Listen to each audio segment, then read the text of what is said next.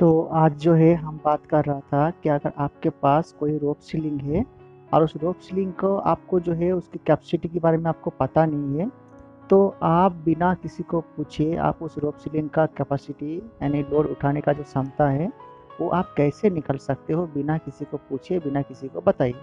आप खुद ही अपने आप से ही उसका कैपेसिटी कैलकुलेशन करके आप लोड उठा सकते हो। तो उसके लिए आपको क्या करना पड़ेगा, आपको जो रोप सीलिंग जो आपके पास है आपको ये जानना ज़रूरी है, जो रोप सीलिंग आपके पास है उसका जो डायमीटर है वो कितना का है।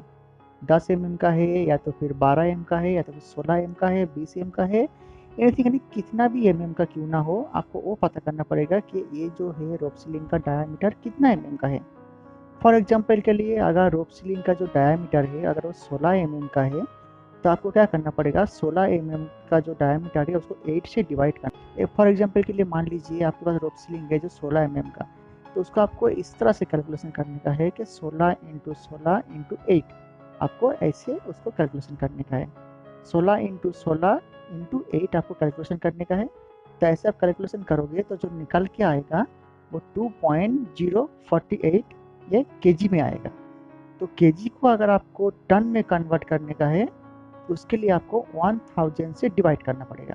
तो जैसे कि आप देख पा रहे हो, 16 × 16 × 8 इज इक्वल टू 2.048 डिवाइड 1000। मैं इसको 1000 इसके लिए लगा रहा हूँ ताकि मुझे केजी को टन में कन्वर्ट करने का है।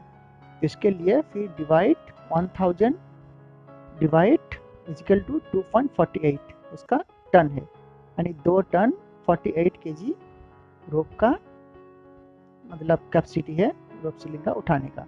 तो ये बहुत ही आसान फार्मूला है, अगर आप चाहो तो आपने खुद से ही ये फार्मूला यूज करके आप रोप सीलिंग का जो कैपेसिटी है वो आप निकल सकते हो। बहुत ही इजी फार्मूला है। ये छोटी सी जानकारी